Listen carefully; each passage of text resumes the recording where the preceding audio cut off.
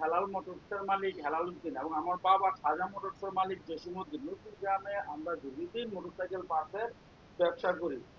তো এই সুবাদে 5ই আগস্টের পরে এই একটা গ্যাং চক্র দীর্ঘদিন ধরে বিভিন্নভাবে আমাদের কাছ থেকে চাঁদা দাবি করে আমাদেরকে হয়রানিমূলক হুমকি ধুমকি দিয়ে আসতেছে।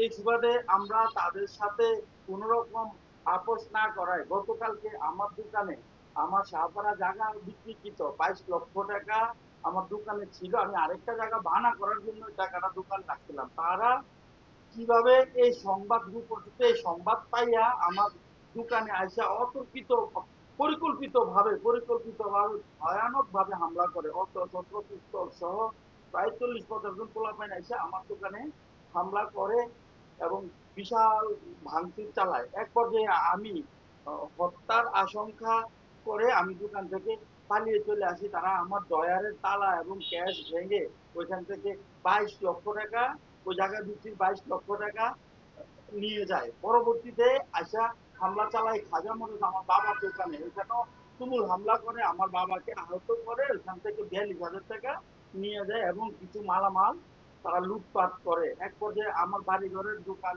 খাই গ্লাস এগুলা ভাঙচুর করে এবং প্রতিবেশীর গেট পাশাপাশি এসের দোকানের শাটার মোটামুটি আমরা 8-10টা দোকান পরিবার এই তাদের হামলায় ক্ষতিগ্রস্ত হই।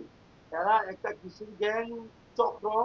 এদের এই দীর্ঘদিনের অত্যাচারে এর আগেও তারা একবার অতর্কিত ভাবে আমার উপর হামলা করছিল, চাঁদা চাইছিল। আমি না দিতে অপারগতা দেখাতে তারা আমার উপর তখন একবার হামলা করে আমার বাড়িঘর ভাঙচুর করছিল।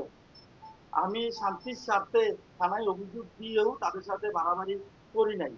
কিন্তু পরোক্ষভাবে তারা আবার গতকালকে এসে আমার টাকাটা লুট করার উদ্দেশ্য করে আসে এবং টাকাটা নিয়ে যায়। আমাকে হত্যা করার উদ্দেশ্যে আমার উপর গুলি চালায় এবং আমাকে আহত করে। তারা হচ্ছে গ্যাস মামুনের পোলা মামুন, মামুনের ছেলে তানি এবং হুসাইন তাদেরকে নেতৃত্ব দেয়। তানির বড় ভাই হুসাইন তাদেরকে নেতৃত্ব দেয়। আজহার, সোহাগ, আলম, পিস্তলধারী আজহার, সোহাগ এবং আরো অনেকে অনুমান 40 জন ও 40-50 জন সন্ত্রাস তারা একসাথে আসে।